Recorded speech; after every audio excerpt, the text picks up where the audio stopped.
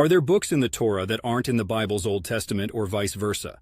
Both the Torah and the Old Testament are central to the beliefs of Judaism and Christianity, respectively.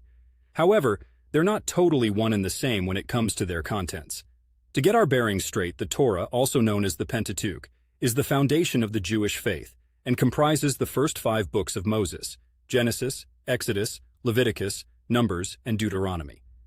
The Old Testament, meanwhile, also begins with these same books, which it refers to as the Pentateuch, but then it expands further. Here's the thing. The Torah is part of the Tanakh, the Hebrew Bible, and if we're talking strictly about the Torah itself, then no, there aren't additional books in the Torah that aren't in the Christian Old Testament. The differences kick off right after Deuteronomy. The Christian Old Testament includes a longer list of books, some of which are not found in the Tanakh. These additional books in the Old Testament come from the intertestamental period, basically the gap in the biblical narrative between the Old and New Testaments, and they're often referred to as the Apocrypha or deuterocanonical books. Tobit, Judith, 1 and 2 Maccabees, Wisdom of Solomon, Sirach, Ecclesiasticus, and Baruch are part of these texts.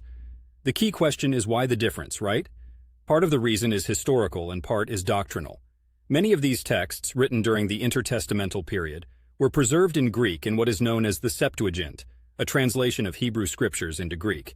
When the early Christians, who were mostly Greek-speaking, were putting together the Old Testament, they leaned on the Septuagint and included these texts. On the flip side, the Jewish community, focusing on Hebrew texts, did not recognize these books as part of their canon.